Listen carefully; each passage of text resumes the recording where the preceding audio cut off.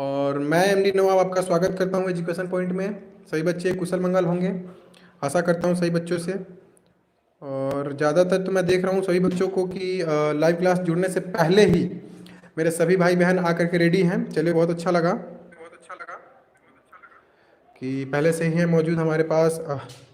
सितारे भाई है, दीपक भाई है, राजू भाई है, अनीता यानी रिचिका दीदी है, तैमूर खान है, शाकिब भाई भी मौजूद हैं यहाँ पे। सही बच्चे जुड़ जाए। मैथ कॉन्सेप्ट से भी हैं जुड़े हुए हैं आकाश जी हमारे, अभी तो गांव में है, कोई नहीं। सबको जय हिंद मेरे भाइयों, सबको जय हिंद।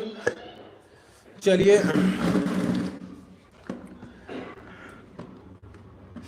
आशा करता हूं कि सब कुछ समझ में आए सही बच्चों को। और कितना इजी टॉपिक लेकर के कल वाले टॉपिक से आता हूं, क्योंकि कुछ अंतराल के समय ऐसा समय का जो प्रकोप है ना आज ठंडी में बहुत ज़्यादा है। पूरा खुल के नहीं बता सकता हूं, क्योंकि हम भी इसकी से हस्तक्षेप करते हैं बीच में रुकावट डालने के लिए। सही भाइयों से मैं यही चाहता हूं कि कल जो हमारा क्लास पूरा नहीं हुआ था, आज उस क्लास को पूरा करते हैं। चलिए, वन्य समाज और उपनिवेशवाद को आप देख सकते हैं, बिल्कुल क्लियर दिखाई दे रहा होगा। चलिए, और हाँ, जो बच्चे नए हैं इस क्लास में वो लाइक और सब्सक्राइब करें, और एक बार जय हिंद लिख करके भेज दें और जय भीम लिख करके भेज दें। सही भाई, जो भी भाई जुड़े हुए हैं सब जय हिंद लिख करके भेजें। सही भाइयों से निवेदन है, जय हिंद लिख करके भेजें। चलिए, कल जो हमारा बाकी रह गया था हम उसको पूरा करते हैं, कोई दिक्कत नहीं है। सही भाइयों के लिए बिल्कुल अच्छी तरीके से करना है।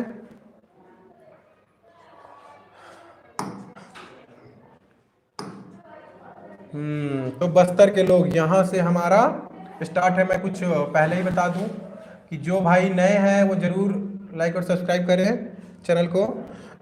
सबको सही भाइयों को क्लियर दिखाई दे रहा होगा, बिल्कुल क्लियर, कोई दिक्कत नहीं है। क्लियर दिखाई दे रहा है सही भाइयों को? देखिएगा, एकदम क्लियर दिखाई दे रहा है सही भाइयों को? चलिए,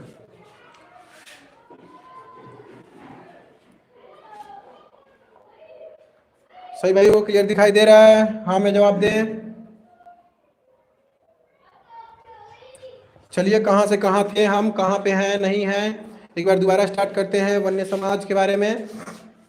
घुमंतु कृषि व्यवस्था के चरण कौन कौन से थे आपको कल ही मैंने बता दिया था, बिल्कुल क्लियर। जंगल के कुछ भागों को काटा गया, वह जलाया जाता था, बिल्कुल बात सही है। किस लिए जलाया जाता था? खेती करने के लिए। मानसून की पहली बारिश के बाद इस राख में क्या कर दिया जाता था? बीज बो दिया जाता था, बीज बो दिया जाता था। वो किस लिए बोया जाता था? क्योंकि वो फसल उग सके अच्छी तरीके से, बिल्कुल सही। अक्टूबर 9 में फसल काटी जाती थी, ये सबको याद है। फिर वो जंगल के अन्य भागों में चले जाते थे। यहाँ देखिएगा, इस स्थान पर 2-3 साल खेती की जाती थी, बाकी कितने साल छोड़ दिया जाता था? 12 से 18 साल तक छोड़ दिया जाता था, सही बच्चों को याद होगा। फिर वो जंगल के अन्य भाग यानी दूसरे स्थान पर जाकर क्या करते थे? खेती करना आरंभ कर देते थे। और थोड़ा सा यहाँ पे आऊँगा मैं, जॉर्ज जूल नामक अंग्रेज ने क्या किया था सबको पता है बच्चों को। उसने कितने कितने बाघों को मारा था? 400 बाघों को मारा था, याद रखिएगा। 400 बाघों को मारने वाला अंग्रेजी अफसर कौन था? तो जॉर्ज यूल था, याद रहेगा सही बच्चों को। अब चलिए, वन कानूनों के विद्रोह में, हाँ कई विद्रोह हुए थे, जिनमें प्रमुख कौन कौन से थे? तो विद्रोह को कल मैंने बता दिया था, संथाल विद्रोह, मुंडा विद्रोह और रामपा विद्रोह और बस्तर का विद्रोह। हाँ, सिद्धू और कानून ने किया था। और ये मुंडा विद्रोह आपको पता ही, हमारे बिरसा मुंडा जी ने किया था, जिन्होंने नाक में दम कर दिया था किनका? अंग्रेजों का। कहाँ कहाँ हुआ है वो सबको कल मैंने बता दिया था। बस्तर के, बस इन चीज़ों को आप याद रखें, सबसे महत्वपूर्ण है एक एक नंबर के। और एक एक ये भी चीज़ याद रखें कि इन विद्रोहों को जोड़ने वाले कौन से थे, याद रखें बस आपका। और ये याद रखें कि ये कहाँ पे हुआ था। दो चीज़ याद रखें, ज़्यादातर 2-3 चीज़, ये सबसे महत्वपूर्ण है बच्चों के लिए, याद रहेगा सही बच्चों को। चलिए आगे बढ़ते हैं। ये मैंने कल करा ही दिया था सही बच्चों को, आरक्षित वन ये सब के बारे में सही बच्चों को पता होगा अच्छी तरीके से। जो बच्चे जुड़े हुए हैं उनसे मैं यही कहूँगा कि एक बार दोबारा से रिवाइज हो जा रहा है आप लोगों के लिए, बहुत अच्छा लग रहा है सही बच्चे। और थोड़ा देख लूँ अभी कौन कौन जुड़े हुए हैं भाई मेरे। अभी भी सब रानी पटेल, हो क्या बात है मेरी बहन, बहुत अच्छा लगा। रानी पटेल भी जुड़ी हुई है हमारे से, हमारी बहन आ गई हुई है, चलिए बहुत अच्छा लगा। बाकी सब तो पहले से ही हैं मौजूद। सही बच्चों से मैं अगर कहूँगा लाइक और शेयर और कमेंट जरूर करें, एक बार लाइक जरूर करते सही बच्चे। हम यहाँ से स्टार्ट करने वाले थे बस्तर के लोग से। कहाँ से? बस्तर के लोग से स्टार्ट करने वाले थे, याद रखिएगा। कुछ कुछ कारणों की वजह से, कल पूरा क्लास नहीं हो पाया था। अब देखिएगा बस्तर के लोग क्या थे, तो धरती के साथ वे नदी, जंगल और पहाड़ों का भी सम्मान करते थे, और ये बिल्कुल ही जरूरी भी है। किसका किसका सम्मान करना, तो याद रखिएगा कहाँ के बस्तर के लोग, कहाँ के लोग, बस्तर के लोग धरती के साथ साथ, किसके साथ साथ, धरती के साथ साथ नदी, जंगल और पहाड़ों का भी क्या करते थे, सम्मान किया करते थे। इस चीज को हमेशा याद रखें, हमें भी इन चीजों का सम्मान करना है और इन्हीं के आगे हमें जीना, क्योंकि ये प्रकृति की वो देन है जिनके द्वारा हम सांस लेते हैं, रहते हैं, इस प्रकृति पर रहते हैं। चलिए बस्तर का दूसरा क्या कह रहा है, दूसरा राइटिंग, बस्तर छत्तीसगढ़ के सबसे दक्षिणी छोर पर आंध्र प्रदेश, उड़ीसा व महाराष्ट्र की सीमाओं से लगा हुआ है। एक नंबर का सवाल आता है, यानी कि बस्तर कौन, छत्तीसगढ़ के सबसे दक्षिणी छोर पर कौन सा राज्य है, तो बस्तर लगा हुआ है, और उसमें कौन कौन सा है, आंध्र प्रदेश, उड़ीसा व महाराष्ट्र की सीमाओं से लगा हुआ है। कौन सा है वो बस्तर लगा हुआ है। ये एसएससी वालों के लिए सवाल बहुत ही ज्यादा महत्वपूर्ण आ जाता है। थोड़ा ऊपर करते हैं।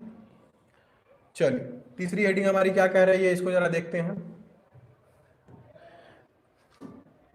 तीसरी हेडिंग हमारी क्या कर रही है, सही बच्चे गौर से देखेंगे और एक एक नंबर के सवाल बना करके लाएंगे सही बच्चे, क्योंकि उनके लिए बहुत ज्यादा महत्वपूर्ण है।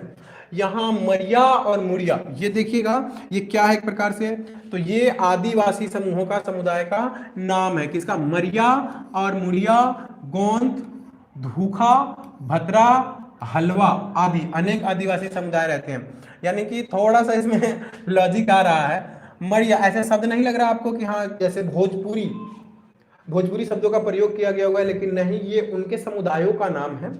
मरिया, मुरिया, गोंद, भूता, भद्रा, ये कुछ अजीब सा लिखा हुआ है, लेकिन यही वो आदिवासी समुदाय है। हलवा आदि अनेक आदिवासी समुदाय भी रहते हैं। सही बच्चे इसको गौर से देख लें और याद भी कर लें कि कौन कौन से आदिवासियों के समूह थे। बिल्कुल बात सही है, मरिया, मुरिया, गोंड, धूखा, भद्रा, हलवा आदि, ये सब क्या है, तो समुदायों के नाम है। चलिए अब इसके आगे हम आते हैं। सभी बच्चे इसको याद भी कर लें, पूछ सकता है, सीबीएसई का कोई सवाल नहीं है कि कहां और कहां आ जाए। चलिए अब थोड़ा आते हैं चौथे हेडिंग पे।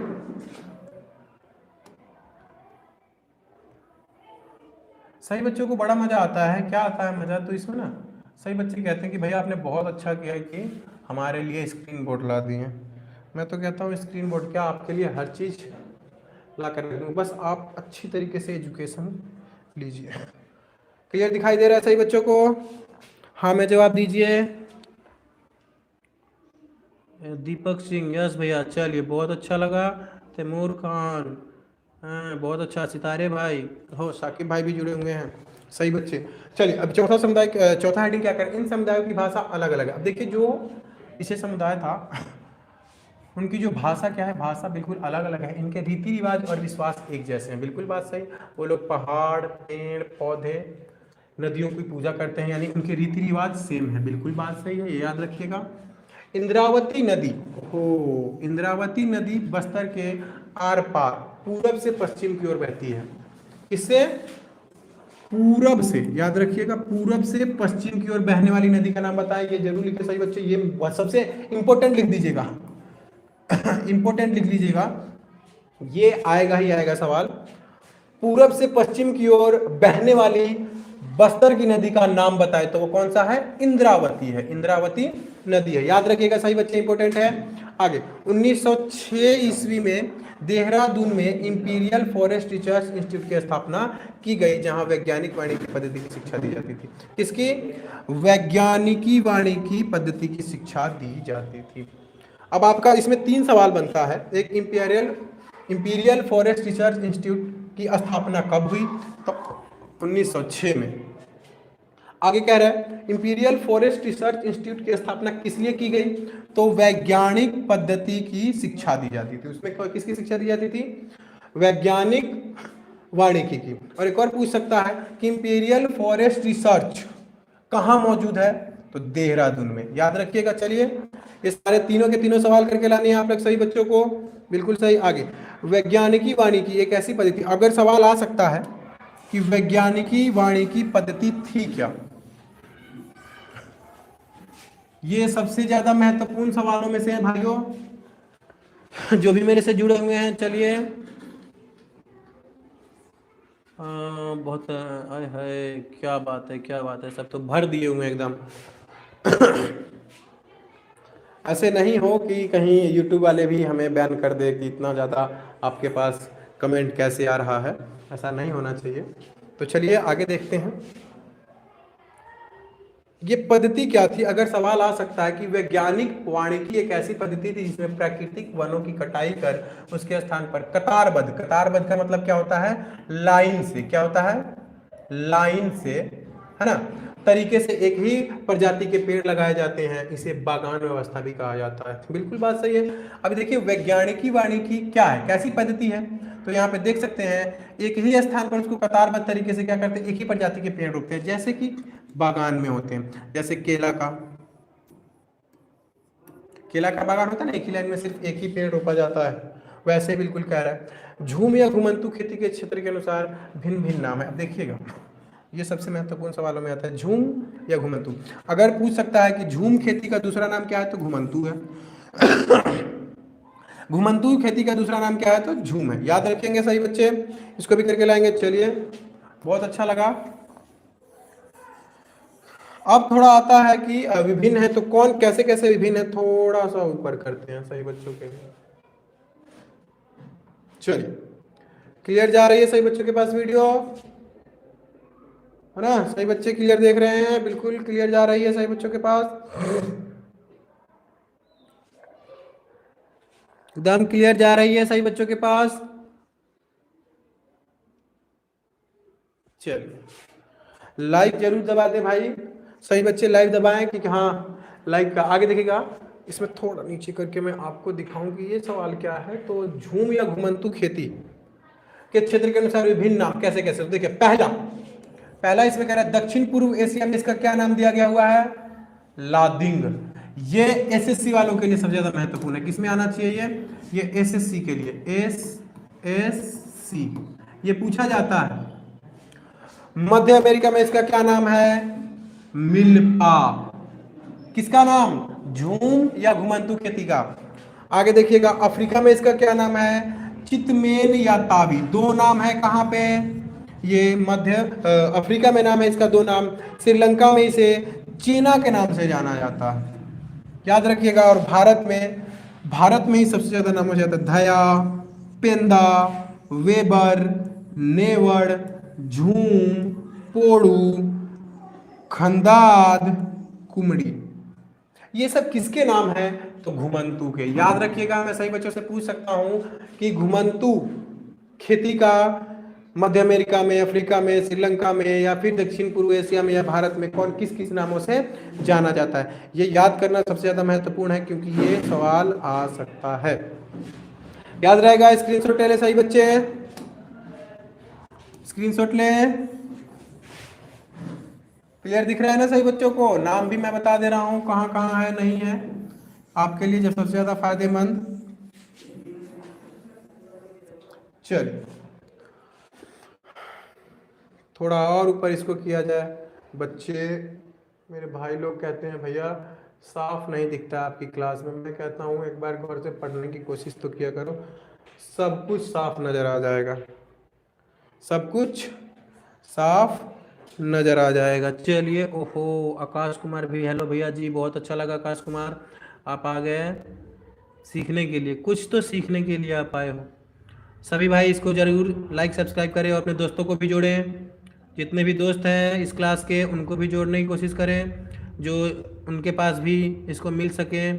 एसएससी स्टाफ सिलेक्शन कमीशन होता है बेटा। एसएससी का फुल फॉर्म बता देता हूं मैं, स्टाफ सिलेक्शन कमीशन, हिंदी में ही बता देता हूं मैं, स्टाफ सिलेक्शन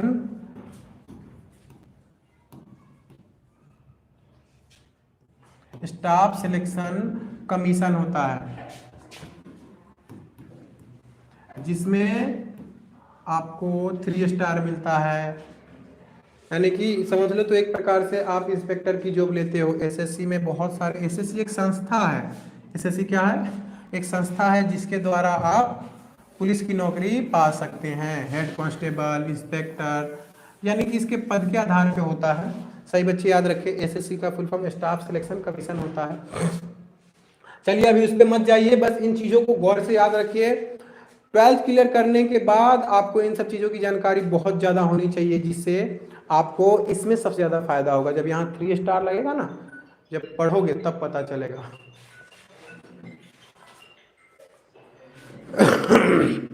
चलिए, अब वन संबंधी कानूनों से शिकार करना गैर कानूनी हो गया था, बिल्कुल बात सही।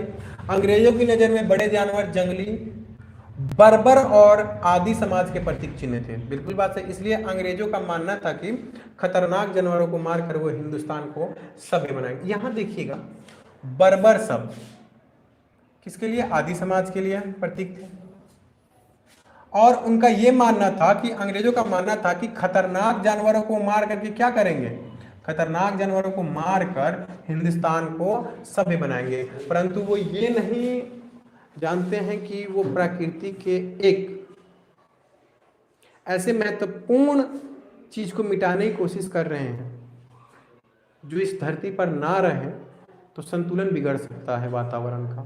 इसीलिए हर एक जानवर का सम्मान करें, और आज के समय में सबसे ज्यादा सम्मान करने लायक है, और उन्हें खाना खिलाने के लिए तत्पर रहे हमेशा, क्योंकि चाहे वो गरीब हो, जानवर हो या कोई भी हो, मेरा मानना यही है कि सबको भोजन का अधिकार है, प्रकृति ने उन्हें दे रखा है। तो हमें जागरूक होना है शिक्षित होकर के। आइए ना, हमारे एजुकेशन पॉइंट में आपको शिक्षित किया जाएगा। आइए जुड़िए हमसे, हम आपको शिक्षित करेंगे कि मानवता क्या है। चलिए, 9th वालों के लिए तो ये सबसे ज्यादा। अंग्रेजों द्वारा बड़े जानवरों के शिकार पर घोषित किए गए इनाम के लालच में 1875 से 1925, यानी कि 25 साल ये 25 साल ये 50 साल के बीच इकाई दहाई सैकड़ा हजार 10,000 यानी 8,000 से ज्यादा बाघ, इकाई दहाई सैकड़ा हजार 10,000 लाख 1,50,000 तेंदुए, और इकाई दहाई सैकड़ा हजार 10,000 लाख 2 लाख भेड़िए मारे गए। किनके द्वारा? अंग्रेजों के द्वारा। अंग्रेजों के द्वारा। अगर पूछ सकता है कि 1875 से लेकर के 1925 में अंग्रेजों द्वारा बाघ कितने मारे गए, तो आप देख सकते हो 1,50,000।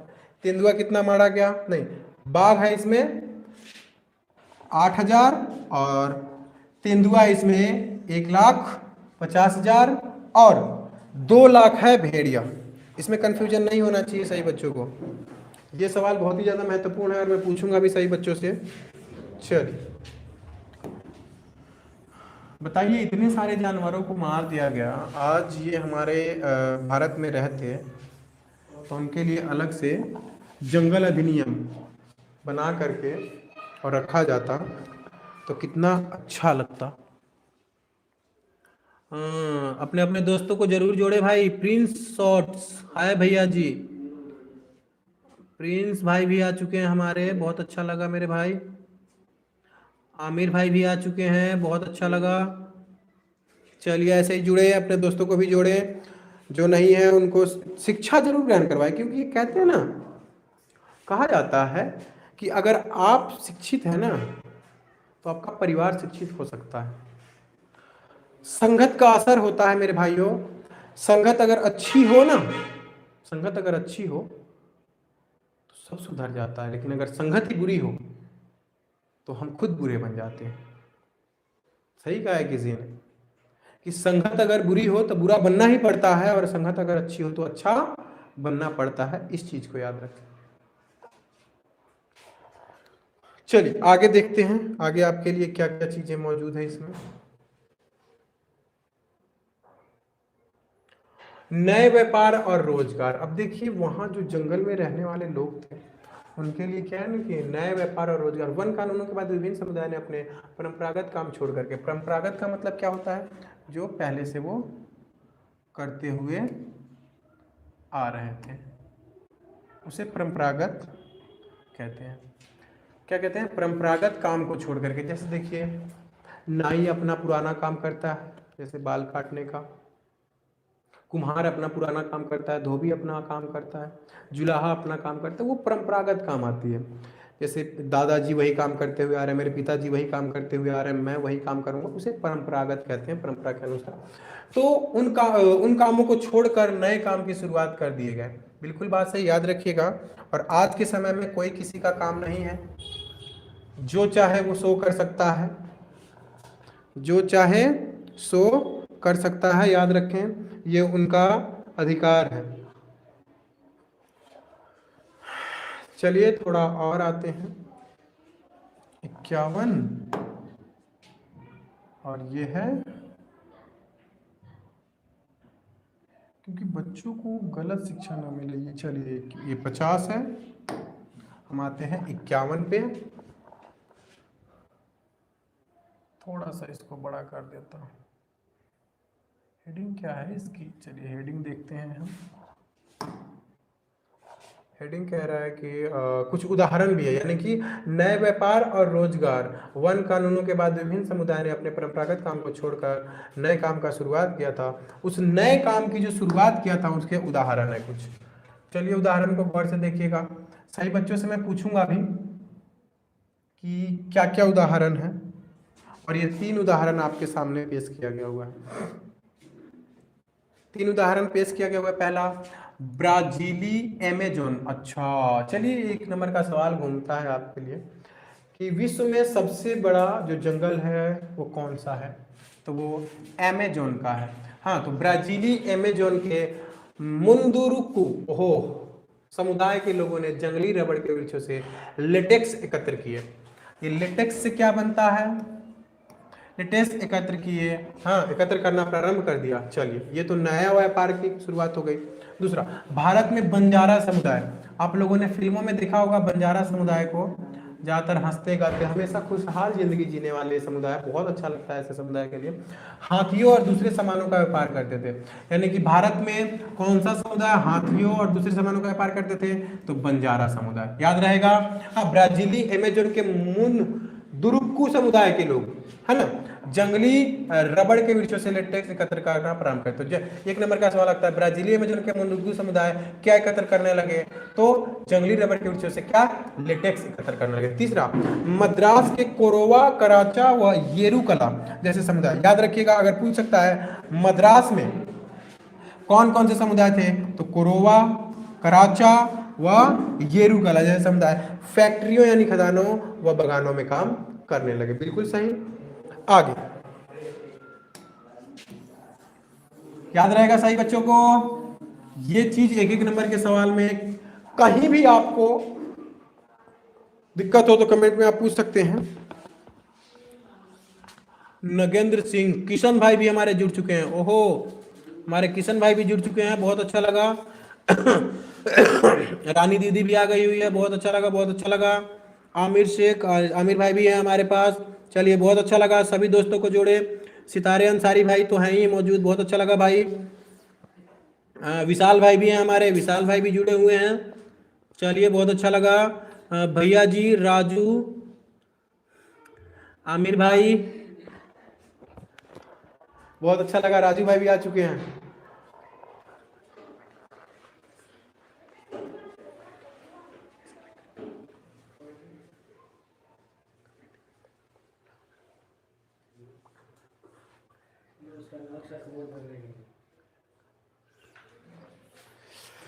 चलिए नहीं नहीं नहीं नहीं नहीं नहीं, थोड़ा सा मुझे बच्चों से ये चीज ना सबसे ज्यादा है। स्क्रीनशॉट ले लिया सही बच्चों ने, आशा है सही बच्चे स्क्रीनशॉट ले लेंगे, क्योंकि इसके लिए आपको छोड़ा गया था।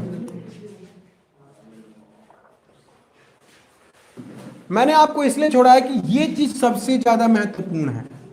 आपने स्क्रीनशॉट ले लिया होगा, मैं हट जाता हूं ज्यादातर कि बच्चे स्क्रीनशॉट ले लें और इसमें आगे बढ़ने की कोशिश करें। चलिए आप लोगों ने स्क्रीनशॉट तो ले ही लिया, बहुत अच्छा लगा।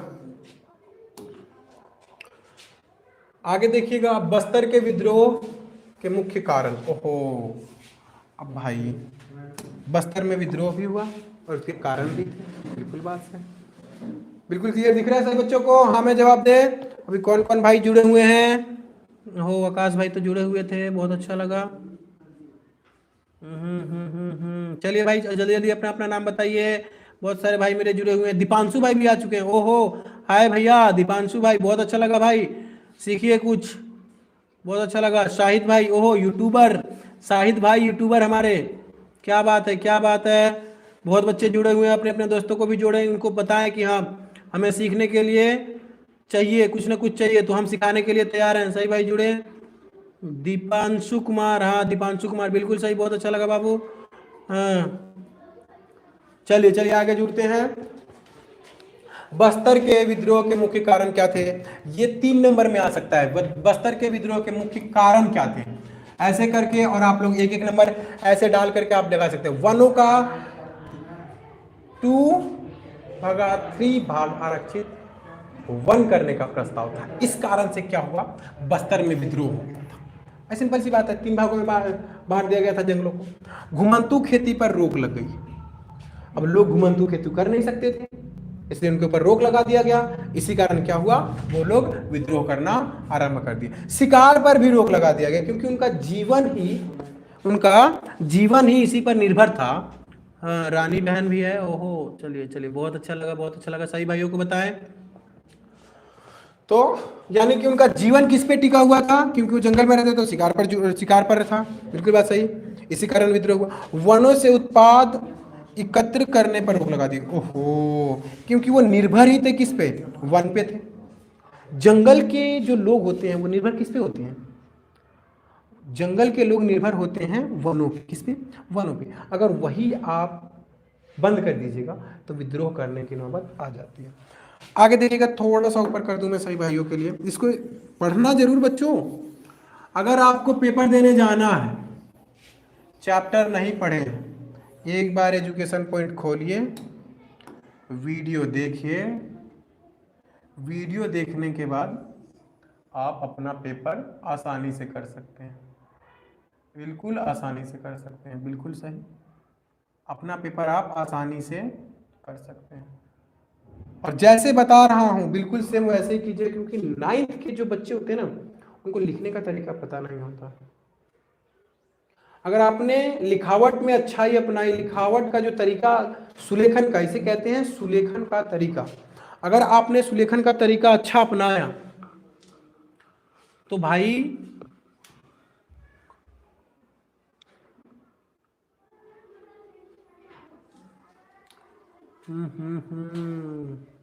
जी सर, सही बात है सर। ओहो, हमारे शाहिद भाई कह रहे हैं सही भाई है, सही बात है। तो भाई अपना अपना तरीका बदलिए।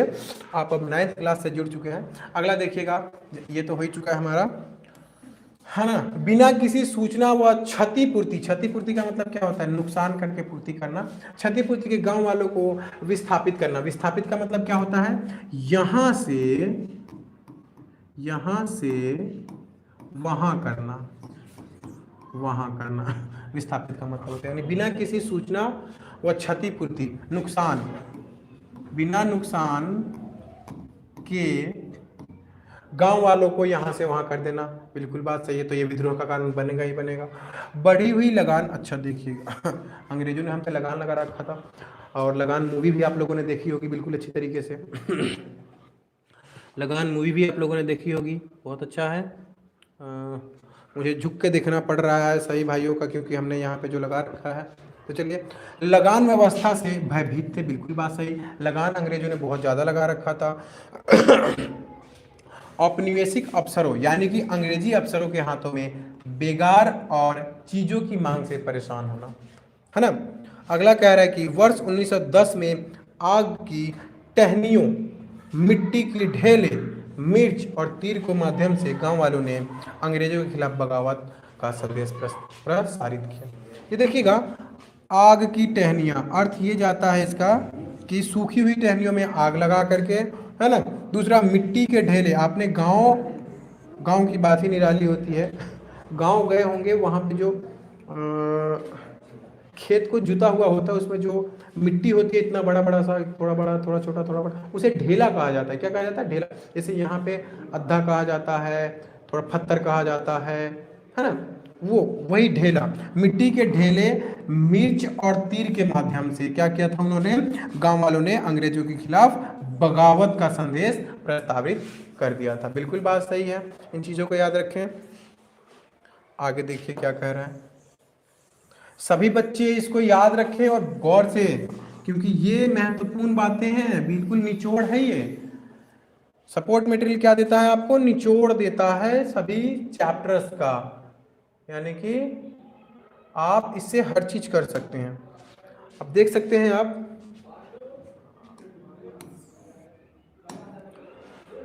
विद्रोह के दौरान बाजार लूटे गए, बिल्कुल बात सही। क्या लूटे गए? बाजार। अफसरों और व्यापारियों के घर, स्कूल और पुलिस थानों को लूटा और जलाया गया। विद्रोह की सबसे बड़ी जीत ये रही कि आरक्षण का काम कुछ समय के लिए स्थगित कर दिया गया और आरक्षित क्षेत्र को भी प्रस्तावित क्षेत्र का आधा कर दिया गया। अर्थ देखिए क्या किया गया। विद्रोह का सबसे मेन काम क्या हुआ? तो बाजार को लूट लिया गया, अफसरों और व्यापारियों के घर क्या कर दिए गए? लूट ले गए, स्कूल और पुलिस थानों को भी लूटा गया कि उसमें क्या क्या और जला भी दिया गया। ये बस्तर के विद्रोह की बात हो रही। विद्रोहियों की सबसे बड़ी जीत ये रही कि आरक्षण का काम कुछ समय के लिए क्या गया? रोक दिया गया। स्थगित का मतलब क्या होता है? रोकना होता है। स्थगित का मतलब क्या होता है? रोकना होता है। याद रखिएगा सही बच्चे। हाँ, स्थगित कर दिया गया और आरक्षित क्षेत्र को भी हाँ प्रस्तावित क्षेत्र का हाँ कर दिया गया। बिल्कुल बात सही है। चलिए, इस चीज को हमें हमेशा हमेशा के लिए याद रख जाए, पूरी जिंदगी में आपको काम आने वाली चीज है। जावा, ओहो, जावा इंटरनेट का नाम है। शायद आप लोगों को पता ही है कि जावा क्या है। इंटरनेट का नाम है।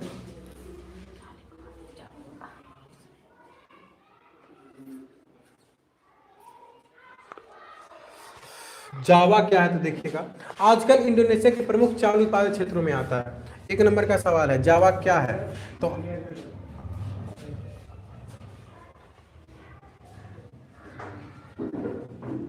जावा एक प्रकार से क्या है? इंडोनेशिया के चावल उत्पादक क्षेत्रों में आता है। जावा क्या है तो आपको बता सकता है, एक एक नंबर के सवाल में आ सकता है। यहाँ रहने वाले कलांग समुदाय, एक नंबर का सवाल। इंडोनेशिया के प्रमुख चावल उत्पादक क्षेत्र, चलिए ये चीज पता चलेगा। इंडोनेशिया के समुदाय का नाम बताएं तो कलांग समुदाय। ये लोग कुशल लकड़हारे, लकड़हारे का मतलब क्या होता है? लकड़ी के सामान बनाने वाले को क्या कहते हैं? लकड़हारा कहा जाता है। घुमंतू किसान थे। क्या थे वो? कलांग समुदाय कौन से लोग थे? तो लकड़हारे भी थे और घुमंतू किसान भी थे। इन चीजों को गौर से आप लोग क्या कीजिएगा, अपने अपने कॉपी में उतारिए, पढ़िए, इसको लिखिएगा ना, जहां जहां मैं टिक मार दे रहा हूं उसको लिखिएगा, बहुत अच्छा लगेगा। चलिए, बहुत सारे बच्चे भी हैं। ओहो, ओके सर। रजाउल्ला भाई भी हमारे साथ आ चुके हैं। रजाउल्ला भाई, बहुत अच्छा लगा भाई। चलिए, बहुत अच्छा लगा रजाउल्ला भाई, आप भी जुड़े हैं। अगला पेज क्या कहता है आपका, देखिएगा। ये चैप्टर बहुत ही ज़्यादा बड़ा है, इसमें से कम नहीं तो 10 नंबरों का सवाल आ सकता है। लेकिन जब आप पढ़े रहिएगा तो ये ज़िंदगी भर आपके काम आने वाली चीज़ है।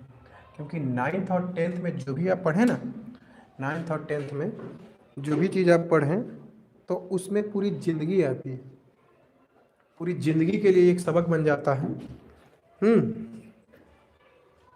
अभी थकावट के कारण मुझे भी ऐसा लग रहा है कि बच्चों को पढ़ाना ज़रूरी है, लेकिन ताकि वे भाई कौन से देश का झंडा भेज रहा है? अरे भाई, भारत का झंडा सबसे ऊपर होना चाहिए, बस मुझे इतना पता है। ज़्यादा इधर उधर का झंडा नहीं। रानी जी, रानी दीदी भी कुछ बोल रही हैं।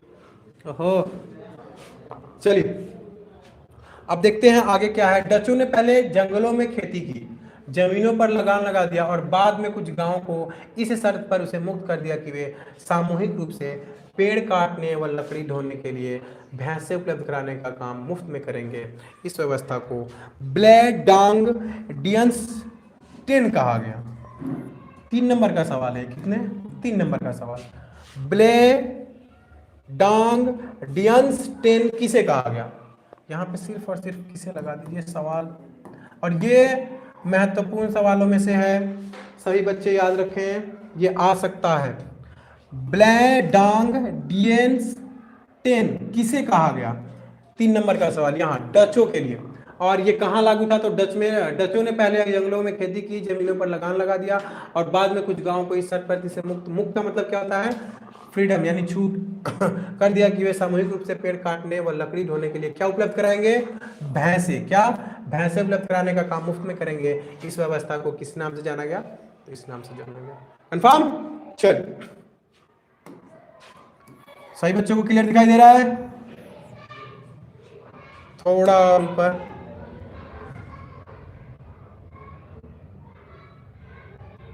चलिए, अब कह रहा है कि जावा में डचों द्वारा, किसके द्वारा? डचों द्वारा वन कानून बनाने के बाद क्या क्या बदला? तो ग्रामीणों का वनों में प्रवेश निषेध कर दिया गया। जैसे भारत में हुआ सेम टू सेम वैसे ही वहां पे हुआ था। वनों से लकड़ियों की कटाई पर कुछ विशेष कार्यों जैसे नाव बनाने या घर बनाने के लिए की जा सकती थी, वह भी विशेष वनों से निगरानी के दौरान, है ना। अगला, मवेशियों के चारण परमिट। परमिट का मतलब क्या होता है? कमेंट में बताया मुझे सही बच्चे। परमिट का मतलब क्या होता है? परमिट के बिना लकड़ियों की ढुलाई और वन के अंदर घोड़ा गाड़ी या मवेशी पर यात्रा करने पर दंड का प्रावधान किया गया था। बताइए कहां की बात हो रही है? तो जावा में। डचों के साथ भी ऐसा ही किया गया जो भारत के साथ किया गया था। और किनके द्वारा किया गया था? डच में, डचों के साथ और भारतीयों के साथ किसने किया था ऐसा? चलिए कमेंट में मुझे बताइए सही बच्चे, किसने किया था ऐसे? बताइए बताइए सही बच्चे, बताएं मुझे। किन्होंने किया था ऐसा? सही बच्चे बताएं मुझे, उनके ऊपर ऐसा कानून जो थोपा गया था। चलिए आगे देखते हैं, इन सब चीजों पर बैन लगाने के बाद क्या क्या किया गया। डचों के इस कानून के खिलाफ जब भारतीयों ने, हाँ तो यहाँ आते हैं थोड़ा सा, जब यहाँ पे कानून ऐसा गिराना हुआ तो भारतीयों ने किया था, और डचों के इस कानून के खिलाफ सामिनों ने। हाँ, ये एक नंबर का सवाल कि डच में कानून का विरोध किसने किया? एक नंबर का सवाल कि डच में इस कानून का विरोध किसने किया? तो सामिनों ने किया। किसने किया? सामिनों ने। जैसे भारत में भारतीयों ने किया। हाँ, सूरो तीतो सामिन ने, किसने? सूरो तीतो सामिन ने इस विद्रोह का नेतृत्व किया, जिनका मत था, यानी कि मत का मतलब है कहना था, कहना था।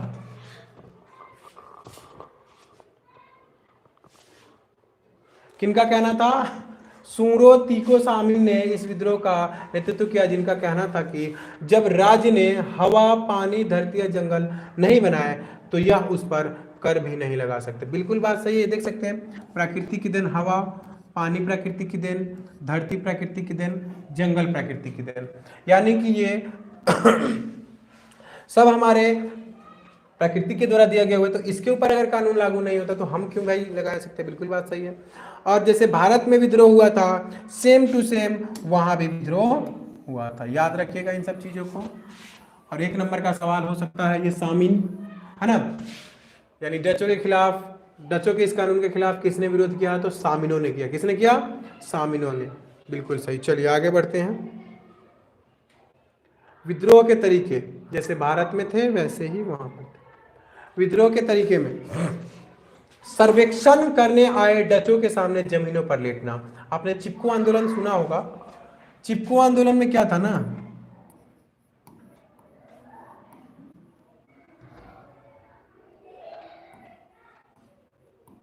चिपको आंदोलन में था,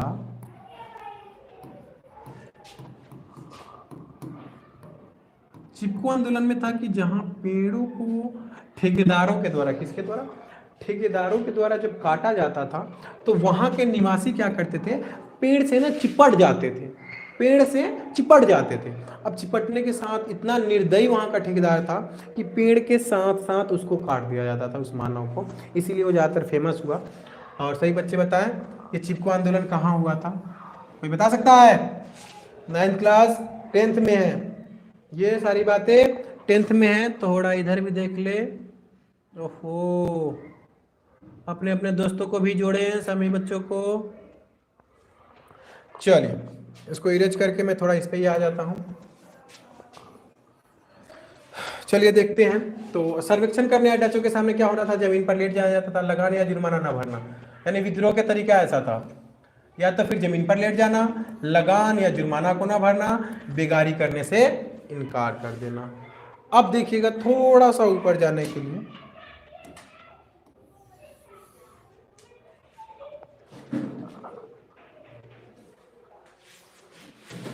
आगे देखते हैं।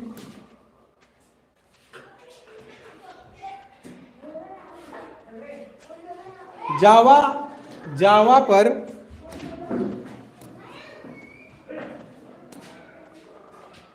जावा पर जापानियों के कब्जे से ठीक पहले डचों ने भस्म कर भागो नीति के तहत सागौन और आरा मशीनों के लट्ठे जला दिए ताकि वे जापानियों के हाथ ना लगे। यहाँ देखिए, जावा पर जापानियों के कब्जे से पहले डचों ने क्या किया, यानी कि जावा पर डचों ने क्या किया, किसके कब्जे से पहले, जापानियों के कब्जे से पहले भस्म कर भागो नीति, यानी सब कुछ जलाकर राख कर दो और यहां से निकल लो।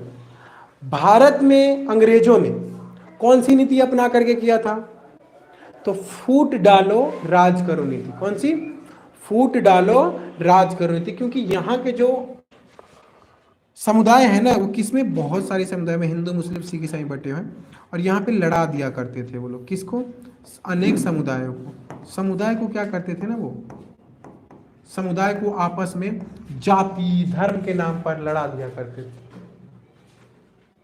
और यहाँ के लोगों को यही नहीं पता होता था कि हमें लड़ा कौन रहा है, और हम भाई भाई आपस में क्या होते थे, लड़ जाते थे समुदाय के नाम पे। तो वैसे ही नीति उन्होंने अपनाया था। कौन सी नीति था, भारत में नीति था फूट डालो, फूट डालो राज करो, राज करो, ये नीति था। और वहां पे डचों ने क्या अपनाया था, जापानियों के कब्जे से पहले, क्योंकि भाई वो देश था तो उसके ऊपर पहले डच ने क्या किया, अपना शासन किया, फिर जापानियों ने कब्जा किया तो उसने भस्म कर बागों की नीति अपनाई, तहत के सागौन और आरा मशीनों क्या लट्ठे को जला दिया और जापानियों के हाथ न लग सके। इसके लिए याद रहेगा सही बच्चों को, नीति नाम याद रखिएगा, और भारत में शासन करने का जो नीति था उसको भी याद रखिएगा। इसके बाद जापानियों ने वनवासियों को जंगल काटने के लिए बाध्य कर अपने युद्ध उद्योग के लिए, यानी कि लड़ाई के फैक्ट्रियों के लिए जंगलों का निर्मम दोहन किया। निर्मम दोहन का मतलब होता है गलत तरीके से इस्तेमाल। क्या होता है, गलत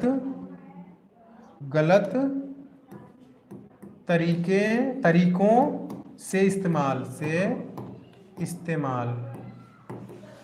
इस्तेमाल याद रखिएगा सही बच्चे, गलत तरीकों से इस्तेमाल, इसका मतलब होता है दोहन, निर्मम दोहन का मतलब होता है। चलिए इसको मैं इरेज करता हूँ, आगे देखता हूँ क्या है।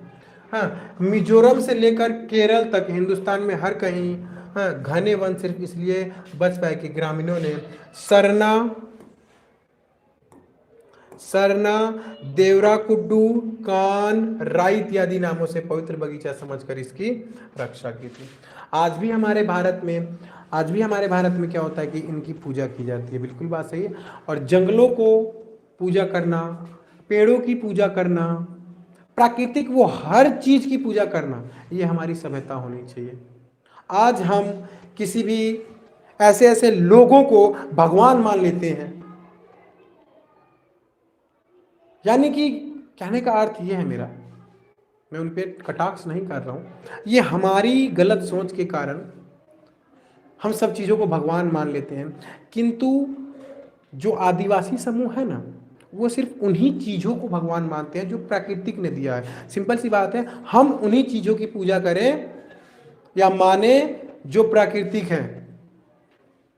मूल्यों से और पंडितों से हमेशा बच के रहिएगा आप लोग, क्योंकि वो आपका घर बर्बाद कर सकता है। याद रखें, मूल्यों से और पंडितों से बचना है और प्राकृतिक चीजों के ही हमें मानना है। मैं उनकी बात नहीं कर रहा हूं जो समझें अपने ऊपर, हो सकता है वो गलत है, लेकिन मेरा सीधा कटाक्ष उन पे जा रहा है जो ढोंगी बाबा हैं। मैं उन लोगों पे कटाक्ष नहीं कर रहा हूं, जो ढोंगी है उनके लिए बात कर रहा हूं मैं। तो उन्होंने जंगल को कैसे बचाया, सिंपल सी बात है, जंगल को बचाने का सरना, देवरकुड़ा, कान, इन लोगों को बचाने के क्या थे, पवित्र माना था। क्या माना था, पवित्र माना था।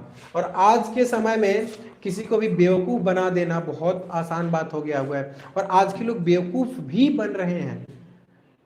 याद रखिएगा, इस समय में जितनी जागरूकता आ रही है उतनी ही ज्यादा अशिक्षितपन भी आ रहा है। पढ़े लिखे लोग अशिक्षितपन जो कर रहे हैं ना, ये उनके भविष्य में आने वाले बहुत ज्यादा खतरा पैदा हो सकता है। इस भारत को तोड़ने की साजिश हो रही है, हिंदुस्तान को तोड़ने की साजिश हो रही है, ये उनको पता ही नहीं। और हम ही पे राज करके वो लोग हमारा ही भगवान बन के क्या करते हैं, हमें आपस में लड़ाते हैं, और वो लोग बैठ करके मजे लेते हैं। इससे पहले आप लोग शिक्षित हों, शिक्षित होना आपका कर्तव्य है, याद रखें। हाँ, तो याद रखिएगा इस चीज को। चलिए आगे जानते हैं।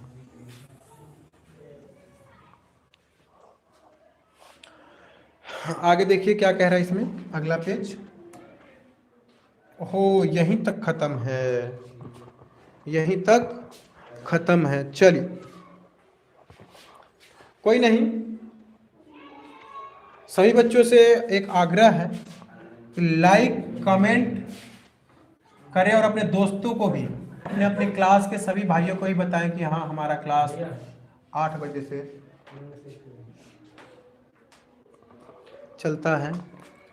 टाइम हो गया भैया। अरे भाई गोवा से देख रहा हूँ। ओ भाई,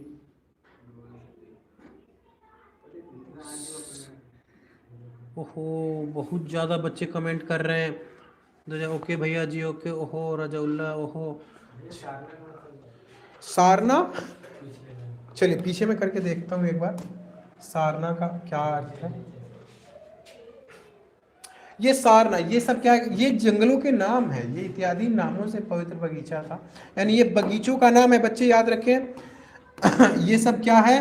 बगीचों के नाम है। सारना, देवराकुडू, कान, राई, ये सब क्या है? पवित्र बगीचों के नाम है। याद रखें सही बच्चे, पवित्र। बहुत अच्छा कि बच्चे ये पूछते हैं, मुझे अच्छा लगता है कि मैं रिवर्स करके और बच्चों को बताने की कोशिश करता हूँ, लेकिन बच्चे क्या करते हैं ना, पूछते ही नहीं है। हाँ हाँ हाँ भैया समझ में आ गया, और जब पूछो तो क्या कहते हैं? भैया याद नहीं है। तो ये मुझे अच्छा नहीं लगता है। चलिए इन सब चीजों को, ये सब क्या है? पवित्र बगीचा है। सही बच्चे याद रखें। चलिए इसके आगे थोड़ा सा पहुंचते हैं, जो हमारा नेक्स्ट पेज है। एक एक अंक के प्रश्न है।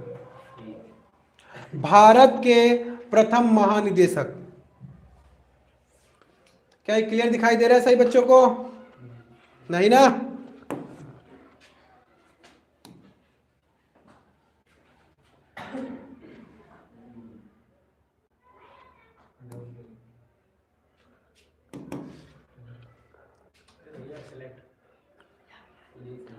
चलिए, भारत के प्रथम वन महानिदेशक कौन थे? सही बच्चे बताएं, कमेंट में मुझे बताना स्टार्ट करें। सही बच्चे हैं?